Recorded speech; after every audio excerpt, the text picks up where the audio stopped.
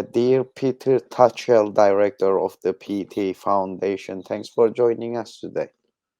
My pleasure and honor. Thank you. So let's start with the UN member states signed the Geneva Convention to prohibit the use of chemical weapons and to consider them as a war crimes. However, why does the United Nations remain silent about the chemical weapons used against the Kurds, despite the chemicals and evidences on this issue and claims in this issue?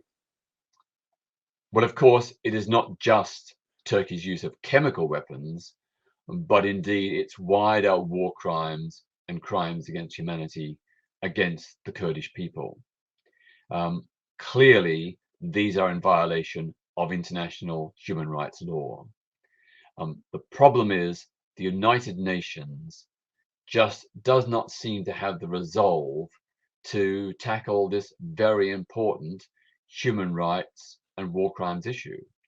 And that is partly because um, in the United Nations, there is so much horse trading between different power blocks.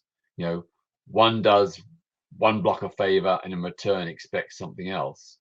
And so often, of course, in the case of Western countries, the fact that Turkey is a member of NATO and that the West wants Turkey on side in the war against terror means that they do not hold Turkey to the same international human rights standards as other countries. And that, of course, is a huge failing. It is a short sighted decision, and it's also a very ethically and morally wrong decision. What Turkey is doing against the Kurdish people is clearly in violation of international humanitarian law. And the United Nations, whether it be through the Human Rights Council or through the General Assembly, should be speaking out. Thank you. Why don't international institutions feel the need to investigate, even though the Turkish state has committed these war crimes? For example, IPPNW has also made a call to the United Nations and OPCW that the Turkish state is using chemical gases. But what is the deal behind the lack of that of the action? International forces entered Iraq in 2003 under the pretext of chemical weapons. Why don't the same international powers even take a step against the Turkish states using of chemical weapons today? Well, we don't know for certain the reasons why the international community is holding back. But I would suspect that some of it is down to the malign influence of the Organization of Islamic Conference. That is the collection of Muslim states that often stand together when it comes to allegations of human rights abuses. They each cover one another's backs. You would think that seeing what is being done to the Kurdish people would motivate Muslim states to take a stand, to challenge what Turkey is doing. But I'm afraid in international diplomacy, including at the United Nations, there is so much mutual back scratching. I am certain that some of the Muslim states have probably been pressured to not speak out on the grounds that they owe Turkey favors because Turkey supported them when they were under investigation. But that is only speculation. I don't know the full story. But what I do know is that it is absolutely wrong that international institutions that are concerned with human rights and opposition to chemical weapons and war crimes, there's no doubt that they are failing big time. They should be speaking out. They should be sending investigation teams to South Kurdistan to see what is happening on the ground and bring reports back to the United Nations. The fact that this is not happening is a huge moral and political failure. UK is also one of the biggest arms traders to Turkey as NATO allies. UK is also silent on Turkey's war crimes. What is your call to UK parliamentarians and institutions to take action against that Turkey's international war crimes? The British government should be speaking out and holding Turkey to account. We are a member of NATO, like Turkey, and when other NATO member states violate the principles and values of NATO, they should be called out and there should be action. NATO itself should be calling Turkey to account. If Turkey wants to be a member of NATO, it has to abide by the principles. And one of the principles is the defense of democracy and human rights. Mutual security is also about taking a stand to uphold NATO values.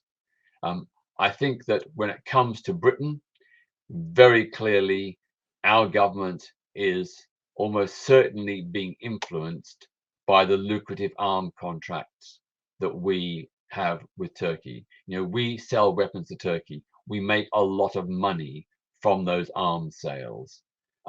That, I think, is probably a factor that's holding the British government back. To me, that is quite shameful. The British government should not allow the arms trade to stand in the way of defending human rights. And indeed, Britain should not be selling weapons to Turkey, given its internal repression and given its oppression of the Kurdish people. That is totally inconsistent with the British government's own proclaimed human rights values and commitment to international peace and security. Let's speak a bit about the human rights as well. That you are also running a foundation for the human rights as Peter Tatchell Foundation. How are you gonna evaluate the Turkey's actions in perspective of human rights violations and war crimes? Do you think enough people are aware of about what is really happening in Kurdistan? Well, I am very surprised that Amnesty International and Human Rights Watch, two huge international human rights bodies, have not done more to speak out against Kurdish war crimes and to express support for the human rights of the Kurdish people. I'm very surprised by that. They have made some statements, but nothing on the scale of the pressure that is needed. And those two organizations carry great weight. You know, they should be lobbying governments. Perhaps they are, but we haven't got results yet. But they should be lobbying governments to ensure that we get a coalition, an international coalition, who is prepared to speak out and speak up for the defense of the Kurdish people.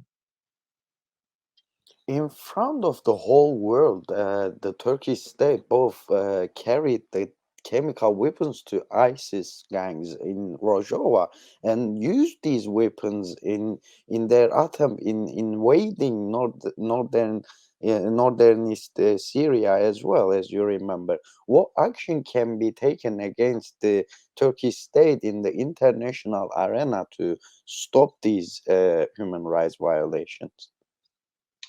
My first call would be for all governments around the world to stop selling weapons to the Turkish state.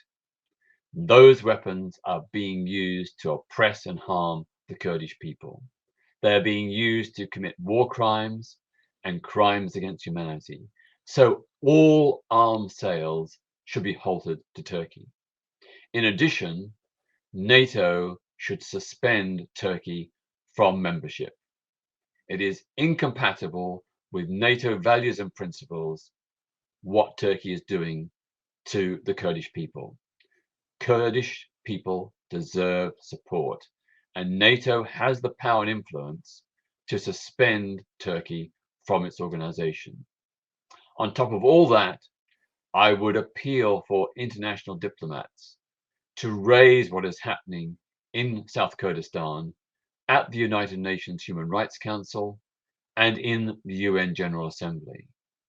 And I would appeal to the relevant international bodies like the Working Group Against Chemical Weapons, the UN Working Group Against Chemical Weapons, for them to do more to make sure the United Nations and indeed its General Secretary personally speaks out and calls for a ceasefire and the withdrawal of Turkish troops.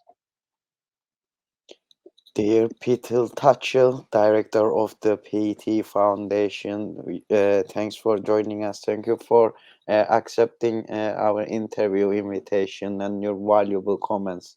Thank you again. Well, thank you so much. And I Thank, want to just finish by saying that the Kurdish people's struggle has been long, often painful and arduous, but victory cannot and will not be denied. You have justice on your side. You are fighting a just cause. In the end, you will triumph. And I stand with you. I admire your struggle. You are heroes for national liberation and for the liberation of human rights. Thank you. thank you.